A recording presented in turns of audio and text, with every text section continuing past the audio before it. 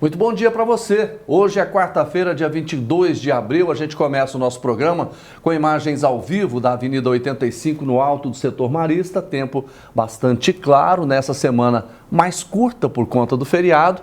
E nós estamos aqui ao vivo no canal 3.2 da TV Assembleia Legislativa, mostrando para você a imagem lá do Morro do Mendanha. A cidade já começa a ter aquela pouquinho de fumaça, a chuva já está indo embora, mesmo que ontem a gente registrou uma chuva muito forte na região norte e também na região oeste de Goiânia, mas a previsão da meteorologia, que já estamos no final do mês de abril, infelizmente a chuva está indo embora.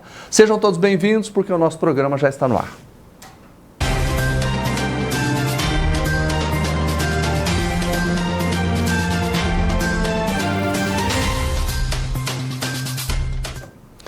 Olha, nós vamos falar agora sobre a terceira jornada jurídica da Universidade Estadual de Goiás, que vai acontecer entre os dias 28 e 30 de abril desse mês, no campus metropolitano em Aparecida de Goiânia. O tema é o direito na era digital. E sobre esse assunto, claro que tem muitos temas, muito importante esse tema, a gente está recebendo aqui duas professoras para conversar com a gente, Professora Odália Bispo, tudo bem, professora? Tudo bem, bom dia.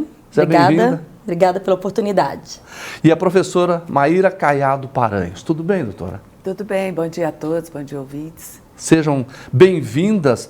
Agora, esse tema, qual foi o objetivo principal? Por que vocês escolheram esse tema?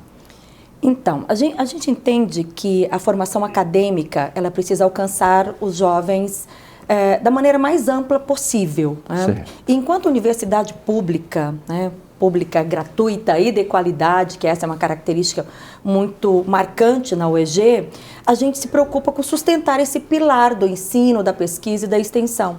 Então, este é um evento que ajuda na formação dos nossos estudantes e coloca a comunidade em torno da universidade, junto com a gente, para colocar na mesa, para debater temas que têm alcançado a sociedade de maneira diversa e causado preocupações, causado desconforto. Então, a gente quer pensar em que medida um estudante de direito ou pessoas interessadas no direito precisam compreender, precisam ter a lucidez necessária para observar os avanços da era digital e os impactos disso no direito, porque é uma inovação e a inovação tem que ser responsável. Essa é a nossa perspectiva. E são muitas inovações, professor? Se a gente falar aqui, tem muitos temas que vocês com certeza vão abordar aqui. Primeiro, aquela história, a internet é uma terra sem lei. Não é, De maneira alguma. A internet, ela tem parâmetros de responsabilidade que precisam ser tocados, Quem achar que não vai ser descoberto também,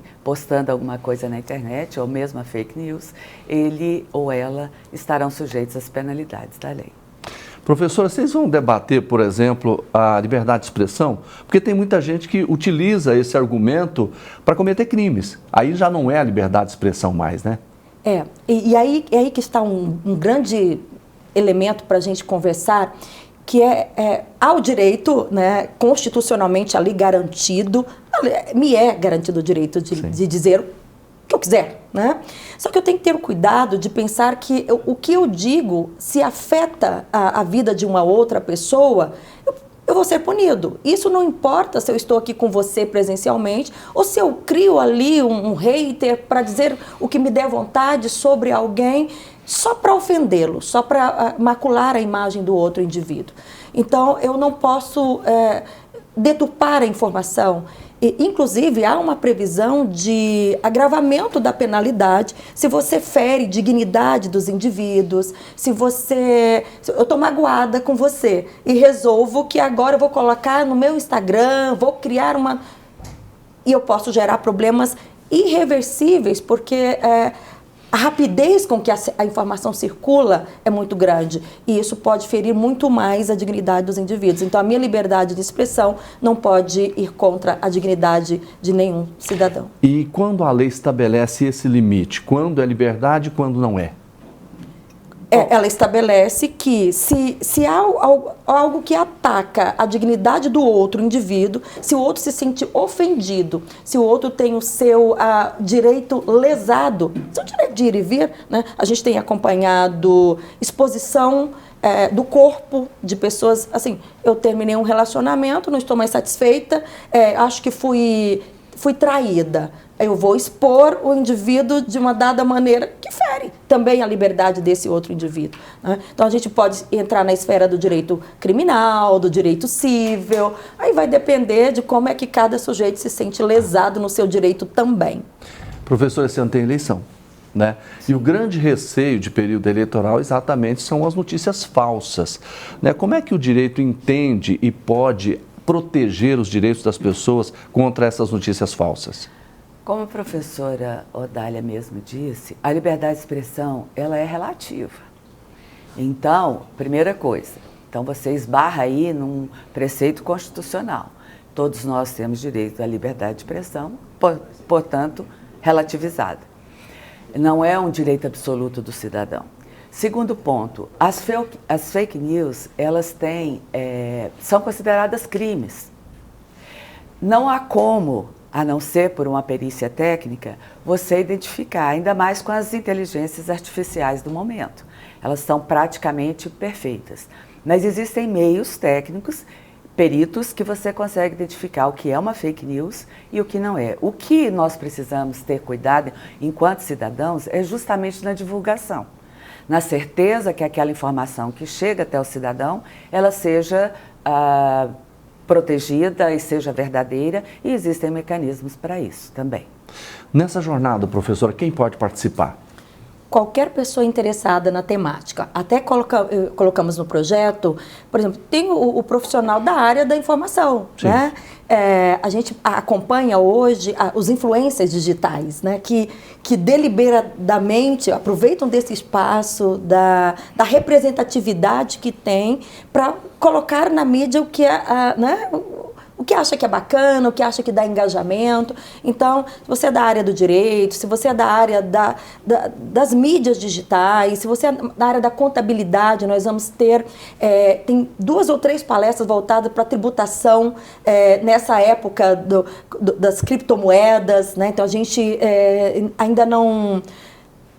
A criptomoeda e todo o universo que circula pode ser um problema do direito sucessório, pode ser um problema para o direito, para os tributos, para a questão da coleta de tributos. Do administrador, né? Do administrador. Então, é um evento que vão discutir várias temáticas que envolvem o direito e a inovação digital responsável. E vai acontecer onde, professora? Bom, na nossa sede do Campus Metropolitano, Aparecida de Goiânia, curso de Direito, né? Na Rua Mucuri, em frente ao UAPA de Aparecida de Goiânia, 28, 29 e 30. E quem já confirmou presença? Bom, nós temos para abertura, nós temos o representante da OAB Goiás, Dr. Carlos André, e o presidente do TRE, bem como o nosso querido reitor, professor Antônio Cruvinel. Agora, professora, os alunos tiveram participação na escolha desse tema? Sim, sim. Quando a gente começou a organizar a jornada, primeiro foi o grupo de WhatsApp de professores. Eu falei, e aí, do que nós vamos tratar este ano? Né? E aí apareceram, a gente podia tratar disso, a gente podia tratar, por exemplo, do direito da mulher, né, dos direitos da mulher, foi um tema também muito cogitado. Aí eu falei, beleza, vou fazer uma votação então. Peguei as sugestões, joguei no centro acadêmico, fui jogando e dei no máximo 2 horas para me darem um feedback. Eu tive votação quase que 100% dos alunos e com mais de 70% dos interessados, tanto no grupo de professores quanto alunos, a discussão sobre o direito e a inovação digital. E foi rápida a resposta, hein? Sim, eu pedi rápido. Eu falei, vocês têm esse tempo, então vote agora. E foi assim, bem bacana. Mas é rápido igual a notícia na internet, né? Exatamente. Pensa agora e responde agora. Exatamente. Tem algum site, professora, que as pessoas podem pesquisar mais? www.eg.campusmetropolitano. Isso. Ali eles se inscrevem também. Sim, sim. Lá tem a programação. Contamos com todos, alunos do todo o estado de Goiás, de administração, de contábeis, áreas correlatas ao direito, alunos de outros cursos de direito. Advogados? Advogados, Sim. Será um prazer recebê-los todos no nosso campus metropolitano de Aparecida. Então, começa dia 28. De 28. Tá De aí. 28 a 30, tá chegando a hora. Sim. Não é isso? Semana que Para vem. encerrar as inscrições. Tá feito então o convite. Eu queria agradecer a vocês pela gentileza de ter vindo aqui falar desse projeto tão importante, que para nós jornalistas também interfere muito. Bora lá. Está convidado. Está convidadíssimo. Tá certo, faço questão. Se eu tiver tempo, participar sim. Porque eu tenho certeza que vai ser muito útil na minha profissão. Sim, sim. Grande abraço a vocês. Muito obrigada. Obrigada. Vamos seguindo agora, gente. Sessões solenes itinerantes levam reconhecimento e também investimentos para as cidades da região ali da Estrada de Ferro. O Deputados Aqui, que é o nosso programa, percorre municípios, faz homenagem a quem faz a diferença, né? E anuncia melhorias para a população. A reportagem é da Daniela Mello. Desta vez, a região da Estrada de Ferro foi a escolhida para receber uma extensão do programa Deputados Aqui, que levou sessões solenes itinerantes em diferentes pontos, homenageando personalidades reconhecidas pela atuação e contribuição junto à comunidade. E saber que a gente é reconhecido por um trabalho que a gente faz, que às vezes para muitas pessoas é invisível, mas saber que está sendo visto pela Assembleia Legislativa, visto pelos vereadores da cidade e por todo o estado de Goiás é muito importante para nós. O nordestino Gleidson Alves, diretor da Escola Municipal Ronaldo Roberto Rocha, chegou a Leopoldo de Bulhões há 30 anos e há 17 dedica a vida à educação. Só tenho a agradecer pelo trabalho prestado à comunidade, né, que é um trabalho que a gente faz com muito amor, carinho, e esses momentos são gratificantes para a vida e carreira da gente. Então, só tenho a agradecer ao nosso deputado. Presidente da Aleg, juntamente com os demais deputados, deputado Isiquinã, representante da região da Estrada de Ferro, e está fazendo homenagem a várias pessoas importantes, de grande relevância para o nosso município. Então, só agradecer mesmo o presidente e todos os deputados. A iniciativa, promovida pela Assembleia Legislativa, percorreu cidades como Gameleira de Goiás, Leopoldo de Bulhões e Orizona. Os deputados representantes da região entregaram o certificado do mérito legislativo a centenas de pessoas. Essas pessoas que hoje participam desta sessão solene como homenageados, fizeram e fazem parte de todo esse processo que diz respeito à existência e ao progresso e ao desenvolvimento que foi implantado aqui na nossa querida Leopoldo de Bulhões. Hoje nós iremos aqui homenagear inúmeras lideranças, personalidades da sociedade civil que contribuem com a história de Gameleira de Goiás e mais do que isso, o intuito é aproximar a população dos deputados, humanizar o trabalho que a gente faz nos municípios, as pessoas terem acesso aos políticos e saberem que elas podem trazer as suas demandas sem ter que ir lá na Assembleia. Nós estamos aqui na cidade para poder conversar com elas. Em cada parada, o objetivo foi o mesmo: reconhecer quem faz a diferença no dia a dia. Profissionais da educação, da saúde, comunicadores, produtores rurais e lideranças comunitárias foram homenageados com certificados e honrarias do Legislativo. Eu acredito que foi uma bênção de Deus. Então, assim, eu sou muito grata a Deus pelos meus pais que acreditaram em mim e que me deu, né, essa honra de trabalhar com minhas próprias mãos. É um prazer para a gente estar recebendo essa solenidade de homenagem aos deputados aqui. Com certeza a nossa população homenageada merece muito. Contribuíram e ainda contribui muito para o município de Gameleira.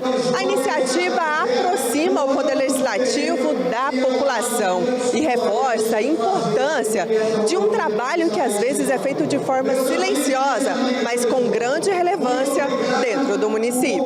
A Assembleia está de parabéns. Nesse momento nós festejamos com o presidente e os deputados que estão presentes aqui, destacando a cidade de Orizona com uma deferência muito especial. Então, nós só temos aqui que agradecer. Orizona, que é uma potência, a maior bacia leiteira do estado de Goiás, a maior produtora também da melhor cachaça do país, uma cidade com agro pujante e que tem na liderança do prefeito Felipe, do vice Rui, dos nossos vereadores e dessa população que tanto temos honra de representar na Assembleia Legislativa suas maiores riquezas. Além das homenagens, a passagem do programa também foi marcada por anúncios importantes para a região, como a estadualização de estradas e 400 mil de emendas parlamentares para a área da saúde, segundo anunciou o presidente da Assembleia, deputado Bruno Peixoto. Nessa 44ª edição, iniciamos na cidade de Leopoldo de Bulhões com a sessão solene e entrega de emendas impositivas. Na sequência, a cidade de Gameleira, onde tivemos a presença de mais de 1.000 pessoas participando da entrega de certificados em reconhecimento aos relevantes serviços prestados. E já estamos aqui na cidade de Orizona, com o nosso prefeito Felipe, a quem quero parabenizar pelo trabalho. Teremos o programa Deputados aqui na sua sede, cidade Silvânia, com toda a estrutura, médico oftalmo com exame e doação do óculos, através da Polícia Civil, confecção da carteira de identidade, distribuição de mudas de árvores. Teremos cardiologistas, ultrassonografia, eletrocardiograma, castrações de cães e gatos, Procuradoria da Mulher, Ouvidoria do Idoso, Defensoria Pública, os serviços para a população.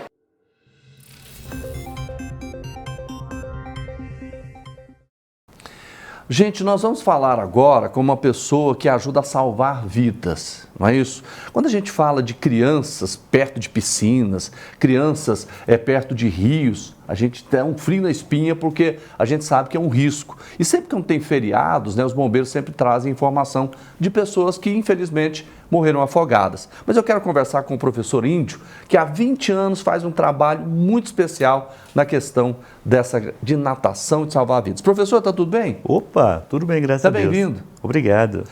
Me fala do trabalho, como é que começou isso? Qual que é o objetivo principal do seu trabalho? Cuidar de pessoas, né? Sim. Há muitos anos, né, eu trabalho com pessoas, com idosos e crianças, e hoje eu gosto de cuidar de pessoas, né? Tanto na área da natação quanto na área de idosos. E você abordou um tema muito importante que é o autossalvamento, né? Hoje o índice de afogamento está muito grande. E o afogamento, Jodevá, ele é silencioso. Ele não dá a segunda chance. Então, se tiver oportunidade, é interessante estar na natação, começar na natação e também sempre ter a supervisão de um adulto. Tá. Tarja, coloca a imagem de um vídeo aí do professor trabalhando com essas crianças, porque eu quero já começar aqui com ele perguntando o seguinte, nós temos essas imagens aí. Qual é a idade que o senhor indica para que a criança seja levada para a piscina? A partir dos 6 meses mesmo? É o ideal para começar. Né? Então, a partir dos 6 meses até 2 anos, a gente trabalha muito com os pais. Essa turminha aqui já é uma turminha que já passou por essa etapa. Essa é a turminha iniciante. Então,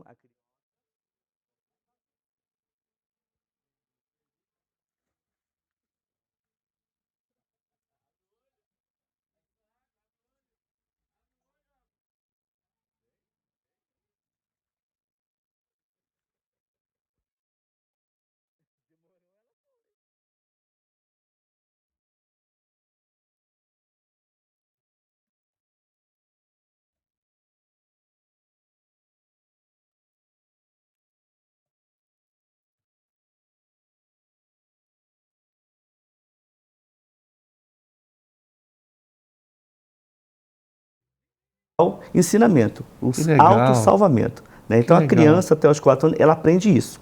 Passou dessa etapa, a gente já vai trabalhando a natação, né? As braçadas, pernadas, respiração.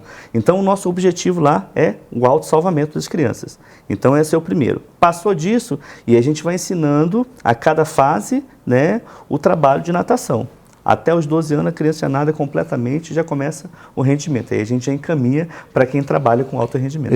A gente fala isso porque eu conheço uma família que perdeu uma criança, se não me engano, por volta de 3 anos de idade, que morreu afogada na piscina de casa. Por quê? Passaram e deixaram... Tinha portão, mas passaram e esqueceram o portão aberto. A criança foi... E é uma questão muito rápida, né, professor? É muito rápido. Caiu na piscina, é questão de minutos. Então, o afogamento ele é silencioso e rápido e não dá segunda chance. Então, o ideal a segurança em casa é fundamental, né? Cerca, se tiver como colocar lona, tela de proteção, ponha, né? Por mais que a criança saiba nadar, a proteção e a supervisão de um adulto é fundamental nessa fase. E para o idoso? O idoso a gente trabalha uma outra linha, né? Que é a fase da hidroginástica, o meio líquido. A maioria dos idosos que chegam para a gente lá, eles querem alguém para conversar, alguém para partilhar os momentos dele, que geralmente a maioria estão idosos e sozinhos em casa. Então, reúnem-se, fazem muita conversa o tempo inteiro. Então, é fundamental o idoso na água, né? Porque, além de não ter impacto, além de não prejudicar as articulações, é prazeroso. Eles gostam de estar juntos, gostam de ser cuidados. A verdade é essa. Professor, quem quiser manter contato com o senhor, qual é a forma mais... Tem um WhatsApp, alguma coisa, rede social? Nós temos nossa rede social, que é o Centro Esportivo Professor Índio, né? Pode acessar o nosso Instagram. E o WhatsApp é 629-9271-4071. Onde que é o Centro Esportivo? Fica ali no Jardim Guanabara 1, na Rua Juiz de Fora, em frente ao CEMEI Jardim Guanabara. Fica ali próximo ao aeroporto. Tá. Qual que é o recado que o senhor dá para os pais em relação a essa questão da natação? Primeiro, atenção. Nunca tire os olhos dos seus filhos quando tiver água por perto. Infelizmente, hoje o celular é um dos vilões, porque a pessoa fica presa no celular e às vezes não olha os filhos. Segundo recado, quando tem muita gente olhando, significa que ninguém está olhando sua criança. É uma pessoa só. É uma pessoa. Ah, porque eu vou deixar com fulano, com beltrano e o ciclano. E aí conversam entre si e às vezes a criança afoga na frente e ninguém percebe. E ensinar a nadar, ir para natação, porque ele vai aprender a se virar sozinho quando não tiver um adulto para ajudá-lo. O senhor tem estatística dessa realidade de crianças afogadas? Hoje, no Brasil, mais ou menos uns 20 crianças por dia morrem afogadas. 20 por dia? Por dia. Meu Deus, que a cada hora você tem uma criança morrendo afogada. Exatamente. Por descuido de casa. Em piscina? A maioria é piscina? Não só em piscina. Às vezes uma criança pequena, ela afoga no balde de casa. Sim. Eu já vi casos assim. Exatamente. Às vezes na banheira que deixou, cai, a mãe às vezes está ocupada com os afazeres da casa e acaba, é a morte silenciosa. Como eu havia mencionado, o afogamento ele é silencioso. Ele não dá segunda chance. Exatamente. Professor, eu quero muito agradecer a participação do senhor aqui. Parabéns pelo trabalho, muito importante, salva vidas. Exatamente. Um grande abraço, professor Índio. A gente vai falar mais vezes. Um abraço, até mais. Um abraço. Gente, Silvânia recebeu a 44ª edição do programa Deputados Aqui, com serviços gratuitos, atendimentos, que você vai ver agora na reportagem da Daniela Mello. Depois de 25 anos de espera, Luciana Rosário viu de perto a realização de um sonho, a escritura da casa própria. Está recebendo a escritura depois de tantos anos, é um sonho realizado e eu estou muito feliz. Esperou muito? Demais. Como é que vai ser agora? Agora é descansar, né? Descansar, saber que a casa é minha. Outros 800 moradores conseguiram as escrituras através do programa Deputados Aqui. A 44ª edição chegou a Silvânia, conhecida como um dos municípios que compõem a histórica região da Estrada de Ferro. Parabenizar os deputados que estão participando desta caravana, prestando conta dos seus trabalhos e, obviamente, disponibilizando o seu mandato em favor de cada cidadão, sobretudo os que moram aqui na nossa querida e gloriosa região da Estrada de Ferro, região essa que eu tenho muito orgulho de representar. Durante todo o dia, moradores tiveram acesso a exames oftalmológicos, atendimentos na área da saúde, orientação jurídica, além de serviços como corte de cabelo. A programação também contemplou a criançada, com espaços dedicados ao lazer, castração de pets e até curso profissionalizante. Trouxe minha filha para brincar, pintar, desenhar. Tá dando pipoca, dando doce para as crianças, tá sendo muito bom. Muita empolgação pelas partes das crianças, das pessoas. A senhora fez? Eu fiz o curso de balão, que eu gosto de fazer festinha de criança, né? Aí, para complementar meus bolos, eu fiz o curso de balão. Agora eu tô num espaço muito especial, porque além de todos os serviços, a população ainda não pode perder a oportunidade de sair daqui, gente, sem experimentar o famoso explosão de sabores. Serão mais de 2.000 refeições só nesta edição do programa Deputados Aqui. Vocês têm noção, mais ou menos, quantas pessoas vocês já serviram? Não. Muitas? Muitas. Tá. Muitas, realmente, bastante pessoas mesmo. Quantos servidores estão envolvidos? Nós aqui na cozinha, trabalhando aqui agora, são 12 pessoas, fora a logística. E os ajudantes que vêm, né? Você vê gerente que vem. Inclusive os deputados. Vem também ajudar na hora. Durante a programação, lideranças comunitárias também foram reconhecidas. A pastora Luciana Peçanha, da Igreja Batista, recebeu o certificado de reconhecimento ao trabalho evangelístico. É muito gratificante, porque quando a gente se propõe a uma missão, Então Deus trabalha em nosso coração para servir.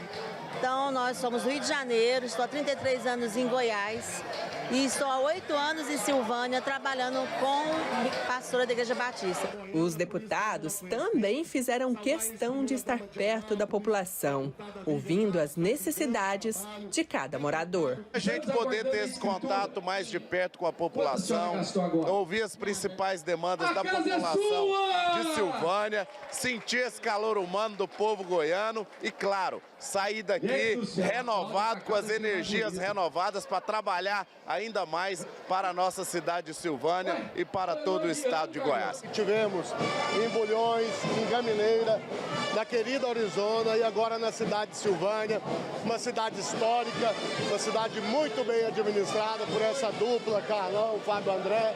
Então estamos aqui trabalhando, levando as ações do Legislativo goiano para onde as pessoas estão. Então esse projeto já é um grande sucesso, conta sempre com a presença e com o apoio do deputado estadual Cristóvão Tomin. Eu acho muito importante a vinda, né, dos deputados aqui para que eles enxerguem como o dinheiro público e as emendas que eles mandam para nós, como elas são tratadas aqui, como elas revertem em benefício para a nossa população. Um projeto extremamente estruturado, organizado. Bruno Peixoto está de parabéns, no sentido de ter uma equipe focada, e a prefeitura deu os braços, e de braços dados a gente está fazendo esse grande evento que reverte em qualidade de vida, cidadania para a nossa população. Do palco principal, o presidente da Assembleia Legislativa, deputado Bruno Peixoto, anunciou emendas parlamentares e obras que devem ser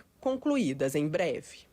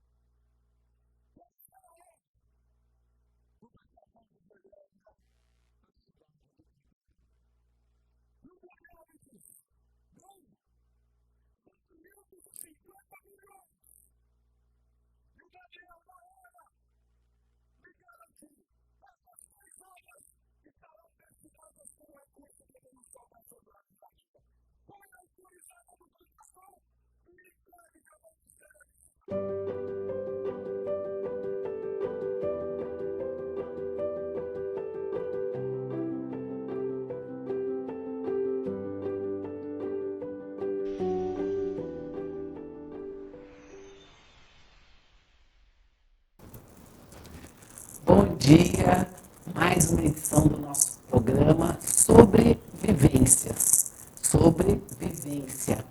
E a gente está aqui hoje numa plena quarta-feira com cara de segunda, né, gente? Está todo mundo aí meio perdido nessa semana, uma semana curta, passado esse nosso feriado, né? Feriado aí de Tiradentes, morte também do nosso presidente eleito na redemocratização, Tancredo Neves, e também comemorando aí o mês dos povos originários, dos povos indígenas. E hoje a gente traz um tema muito específico e muito importante e às vezes muito pouco falado, que é a educação inclusiva, Olimpíadas Científicas como estratégia de enriquecimento curricular. E isso é direcionado para as crianças e às vezes também identificadas como adultos, que são as crianças superdotadas. O projeto é encabeçado pelas nossas duas convidadas, professoras, que é o projeto Trilha Goiás de Talentos STEM. Ele usa a Olimpíada de Matemática do Cerrado para identificar os jovens talentos STEM. E elas vão explicar o que é essa sigla também, né? Porque essa sopa de letrinha de sigla, quem está acostumada, domina facilmente. Mas quem está ouvindo pela primeira vez é uma novidade. E como, através desse talento STEM, você vai inserir na trilha de formação com oficinas, mentorias, protótipos e empreendedorismo.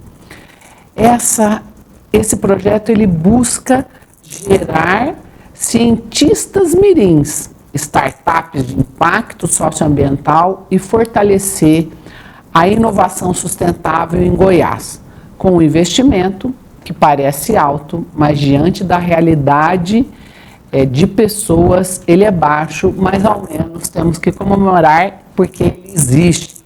É um investimento de R$ 195 mil para o nosso estado. Nós estamos aqui com as duas professoras, professora Andressa Mendes, que é docente da Unifibes, e a Raquel de Oliveira Moraes, que é docente do Amplexo Educação.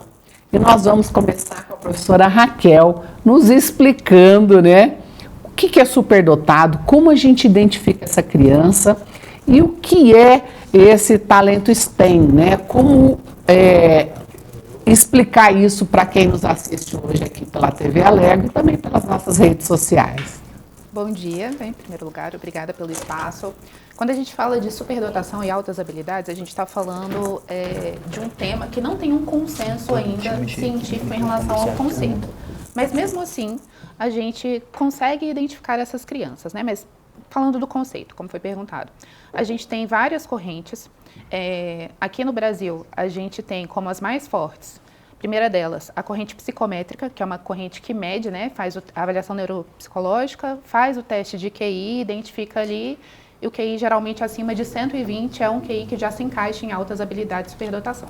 A gente tem a teoria dos 3 anéis, do Renzulli, que vai falar que você identifica uma pessoa com altas habilidades ou com superdotação a partir de 3 características, que seriam o empenho na atividade, criatividade na execução, né, dessa tarefa e um desempenho acima da média. Então, a pessoa reúne essas 3 características, ela tem um comportamento que é considerado o comportamento do superdotado, seria uma forma também de encarar, né, de encontrar essas pessoas. E além disso, a gente tem as diretrizes do MEC que falam justamente desse desempenho acima da média nas mais variadas áreas, que aí poderiam ser acadêmico, no desenvolvimento motor, enfim, nas mais variadas áreas. Então, quando a gente fala em altas habilidades de superdotação, a gente está falando dessa pessoa que vai ter um desempenho acima da média, né, em relação, esse é meu filho, desempenho em cima da média em relação àqueles que têm a mesma idade. Professora Raquel, você tocou num ponto que sempre me foi muito acionado, que é essa avaliação neuropsicológica, pedagógica, né? Como vereadora, como secretária em Direitos Humanos e aqui na Assembleia, eu recebo inúmeros pedidos de mães, né, de pais, de pessoas próximas a essa criança que não tem condição de fazer essa avaliação. Como buscar recurso? Vocês também têm um foco, o projeto de vocês também tenta buscar auxílio, buscar forma, né, nessa avaliação, de realizar essa avaliação? Então, doutora Cristina, sim, a gente tem esse objetivo porque, de fato, a avaliação neuropsicológica ela é um instrumento que é muito buscado, mas ele não é um instrumento acessível para toda a população. Quando a gente para pensar nos valores que são cobrados numa avaliação, por exemplo, e a gente compara, por exemplo, com o salário mínimo ou com os dados da PNAD, né, sobre a média salarial no Brasil, a gente vê que nem todo mundo consegue bancar aquele valor. Então, as Olimpíadas Científicas, que fazem parte, né, do nosso projeto, elas são uma estratégia para você identificar essa pessoa que, de alguma forma, tem esse desempenho acima da média e, a partir dessa identificação, a gente buscar formas, então, de oferecer para ela o que ela demanda, né, o que ela precisa, enquanto alguém, enfim, que tem todo esse potencial que está aí. Vamos colocar a nossa professora Andressa na conversa, né? E eu queria começar te perguntando, professora, como vocês entraram nesse mundo? Qual foi o mergulho? Qual foi o estímulo para que vocês entrassem nesse universo da superdotação? Doutora, bom dia. Quero agradecer pela oportunidade novamente. Para começo de conversa, nós somos mães, né, de crianças. O Pedro, filho da Raquel, o Bernardo, meu filho, são crianças com altas habilidades e superdotação.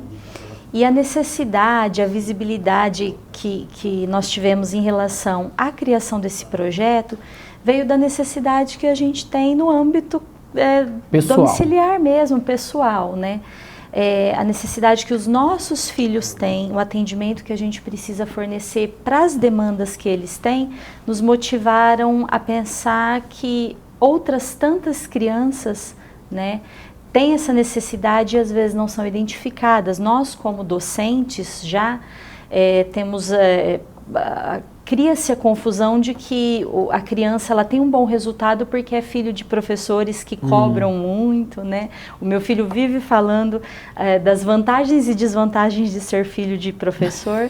Mas... Nada é completamente bom nem ruim. Pois né? Mas quando na verdade isso já vem deles e a gente só acaba, eles vêm de um contexto, né? Onde nós motivamos, onde nós incentivamos, então caiu dos nossos próprios filhos, né?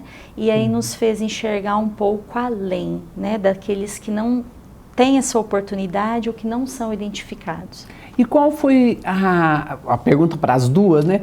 Qual foi a primeira experiência com a sua criança, com o Pedro e com o Bernardo, que te fez ligar um sinal, né? Opa, meu filho tem alguma coisa diferente. Qual foi na vida maternal essa primeira experiência? Bom, com o Bernardo, sempre foi uma criança de bom desempenho, sempre elogiado, mas até então eu sempre acreditava que era pela cobrança, né? A mãe cobra, o filho responde. A mãe, o pai, né, em casa. Nós tivemos a felicidade, né, do colégio onde eles estudam, de encontrar uma docente, a professora Aline, que eu já quero dar créditos aqui pela excelência no trabalho dela, que me chamou a atenção, me chamou para uma reunião para mostrar que o Bernardo tinha coisas que eu ainda não conhecia, talvez, né, ou que eu não, pelo menos não identificava. E nos sugeriu, né, fazer uma avaliação neuropsicológica para identificar já pontualmente se ele era uma criança de altas habilidades. E assim eu fiz, né. Dentro do colégio que eles estudam já tem um programa, né, de Olimpíadas, de algumas Olimpíadas importantes de nível nacional, e que ele já vinha percorrendo e sendo medalhista, né, na grande parte delas. Então juntou tudo e aí a gente começou a estudar sobre o assunto, querer entender mais e como professora naturalmente querer expandir, né, fazer a extensão para a população como um todo e principalmente aqui para o estado de Goiás. Como professora e como mulher, né? A mulher, ela não consegue trabalhar só o ambiente dela, ela tem que expandir, né? Torna-se comunitário. E como é que foi com o Pedro, Raquel? Então, a nossa trajetória com o Pedro foi um pouquinho diferente, porque foi acidental, eu brinco que foi acidental mesmo, assim. Ele tinha 2 anos e eu tinha uma reunião na escola para me queixar de uma situação. E aí, na devolutiva, na reunião, começaram a apontar coisas no Pedro que fugiam ao desenvolvimento esperado para a idade. Por exemplo, ele conjugava os verbos corretamente, e eu pensava assim, gente, mas será que isso é ruim? É um problema, ele vai ter que desaprender. Ele tinha muita facilidade com idiomas nessa fase. Fazia aos 2 anos? Aos 2 anos. Fazia algumas continhas de cabeça, ele conhecia as letras e aí ele fazia relações, por exemplo, essa letra aqui é a letra de tal palavra e tudo mais. Mas, como a Andresa, o nosso pensamento sempre foi assim, é uma criança que é muito estimulada, né? Assim, é uma criança que está num ambiente que é favorável para isso, enfim. Porém, a partir da sinalização da escola, eu procurei uma médica, uma neuropediatra, que também foi um anjo, a doutora Maria das Graças Nunes Brasil, assim, levei desesperada, pensando no tanto que eu estava sendo negligente e não estava enxergando essa criança que estava lá em casa, assim. Porque quando você leva, você imagina 1000 cenários. E aí você pensa no que você pode ter falhado, no suporte que a criança poderia precisar e você nunca ofereceu porque você não viu. E aí quando eu levei, a gente passou horas dentro do consultório, ela fez lá, né, algumas atividades com ele e ela falou, olha, claramente a gente tem aqui uma criança com altas habilidades de superdotação. Mas eu achei que assim, tá dizendo isso, mas... Vamos ver como é que segue. Chegou a pandemia, ficamos em casa. Quando ele voltou para a escola, no primeiro dia de aula a professora me chamou. Eu pensei, como é que pode, né? O menino já tá... E ela falou assim, olha, seu menino, ele tinha 4 anos. Ele lê e escreve tudo. Falei, não faz isso não. Essa não é a sala dele. Falei, não faz não. Ela falou, faz. Falei, não faz, porque se soubesse, Se ele fizesse, eu saberia, eu sou a primeira. Uhum. Não, ele faz, estou te falando que ele faz. E aí ela contou das situações que aconteceram em sala, testei em casa também, porque eu também não estava acreditando, e de fato ele já lia e escrevia tudo. Com 5 anos ele já fazia as 4 operações de cabeça, compreendia porcentagem, compreendia números negativos, começava a ensaiar a raiz quadrada, soletrava de trás para frente, enfim. Então a gente já tinha ali realmente um cenário que indicava que era essa a situação. Mas aí vem o outro lado, né? O atendimento escolar nem sempre é o mais adequado. A gente patinou aí até chegar ao Marista, né? Até chegar na mesma escola onde o Bernardo tá, e receber esse atendimento que é o melhor. Mas é como a Andresa falou, assim, você começa, desde que o Pedro tem 2 anos, hoje o Pedro tem 9. Desde que ele tem 2 anos, eu leio sobre o assunto e sobre as mais variadas neurodivergências, e a gente fica pensando o que a gente pode fazer por todo mundo, porque não são só os nossos filhos. Se tem os nossos filhos e a gente, num primeiro momento, não imaginava, quantas outras crianças estão passando por isso? Na mesma situação, né? Se a gente pensar no censo escolar, por exemplo, e no que dizem os estudos, né? O censo escolar indica, de 2024, 47 milhões de crianças e adolescentes matriculados em escolas no nosso país. E só tem 44 mil crianças e adolescentes que estão efetivamente identificados como com altas habilidades de superdotação. Só que as porcentagens indicam, né, conforme as estimativas da Organização Mundial da Saúde, da Sociedade de Alto QI, que esse número deveria estar em 2 milhões e 300 mil. Nossa. Então, está muito aquém. Está defasado, E né? se a gente não identifica, a gente não oferece, né? E essa é uma das minhas preocupações, e aí a gente quer falar com essa mãe que está nos ouvindo, com essa tia, com essa avó, com esse pai, né? Com as pessoas que estão nos ouvindo, nos assistindo. O que em Goiânia, né, ou em Goiás, a quem essa pessoa pode recorrer dentro das escolas públicas e das privadas? Existe algum programa, um programa que dê suporte através de bolsa, né? Tem pessoas que nunca vão poder pagar uma mensalidade de um colégio particular. E no âmbito público, aonde recorrer? Assim, para onde eu vou? Identifiquei que há uma diferença da minha criança. Para onde eu levo essa criança? Então, a gente tem o Núcleo de Altas Habilidades aqui, o que NAAS? é uma iniciativa, o NAAS, que é uma iniciativa pública, né? Então, pode-se acionar o NAAS para fazer esse atendimento. Mas, de forma geral, a gente tem situações ainda bastante truncadas. Porque é difícil identificar, é um fato. Sim. E é caro identificar às vezes também. Então a gente vai ter muitas crianças que não são identificadas, tanto em escolas públicas quanto particulares. Não é uma realidade que atinge só um dos ambientes, atinge a educação como um todo. As escolas particulares, elas, de modo geral, também não oferecem o melhor dos atendimentos, mesmo quando existe a identificação, porque envolve adaptações, e nem sempre essas adaptações são feitas. Eu acho que a gente vive realmente uma realidade diferenciada, profissional de apoio, né? Sim, exatamente, diferenciada, assim, porque você precisa oferecer e reconhecer que essa criança continua sendo criança. Ela pode ter um potencial gigantesco, mas ela continua sendo criança, então você precisa equilibrar isso. Então a gente tem poucas iniciativas nesse sentido, e nem sempre as iniciativas existentes, elas vão conseguir contemplar todo mundo por causa do volume mesmo, ou por causa de informações. Porque, por exemplo, o NAAS, ele identifica com base nos 3 anéis do Renzulli. Mas se eu tenho uma criança que está desmotivada, será que eu vou conseguir identificá-la da forma correta? Ela vai ter um anel aí, um elo que não vai se interligar. Exatamente. E aí a gente vai ter uma criança que precisa e que, se recebesse o atendimento correto, performaria, digamos assim, né, conforme o esperado, teria esse desempenho acima da média, mas ela não vai demonstrar. E aí, quais são os impactos disso para a gente como um todo, né? Como sociedade também. Professora Andressa, dentro desse universo, né? A iniciativa de vocês em se organizar, como que essa pessoa que está nos assistindo pode acionar? Porque, às vezes, uma informação, né? Fazer uma ponte, como que essa pessoa pode chegar a vocês? Eu vejo muito isso também em outras situações, né? A criança nascer com um problema e procurar uma mãe que já viveu aquele problema, né? Para se apoiar, né? Como que ela acha vocês, como buscar? Professora, primeiramente, tudo é muito novo, né? O nosso projeto é um projeto ainda que está engatinhando. Os nossos ideais, nós estamos procurando meios para que eles possam, né, ser realizados. mas até por uma conversa, para a troca da experiência, o nosso contato pessoal fica aberto. Por quê?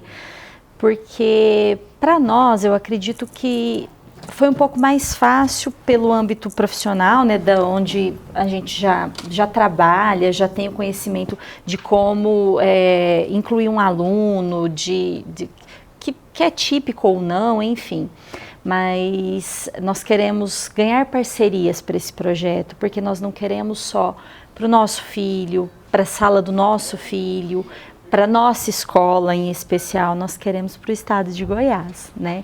Então nós vamos assim deixar os nossos contatos para que a gente possa partir, né, de uma Olimpíada Científica que seja gratuita, que possa abranger todas as escolas que tiverem interesse de ter essa adesão, porque não basta só nós criarmos, né? Nós precisamos achar as pessoas que vão aderir, que vão entender a temática, que vão absorver e que vão oferecer para as suas crianças nas suas escolas, né? Nesse sentido, eu já quero colocar a Secretaria de Projetos Especiais aqui da Assembleia Legislativa do Estado de Goiás como uma parceira de vocês. Esse é a nossa missão aqui dentro. Nós temos aí um convite do presidente Bruno Peixoto há 3 anos atrás, né? Tem 3 anos que a gente está aqui fazendo esse trabalho e eu já coloco a nossa secretaria à disposição de vocês.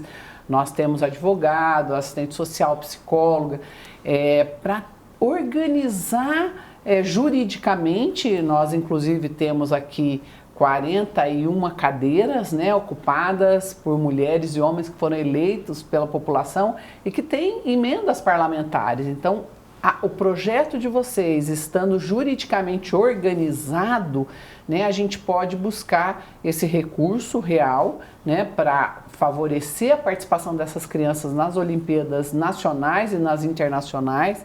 Lembrando que uma criança não vai sozinha, ela tem que ir acompanhada, então o custo dobra, né?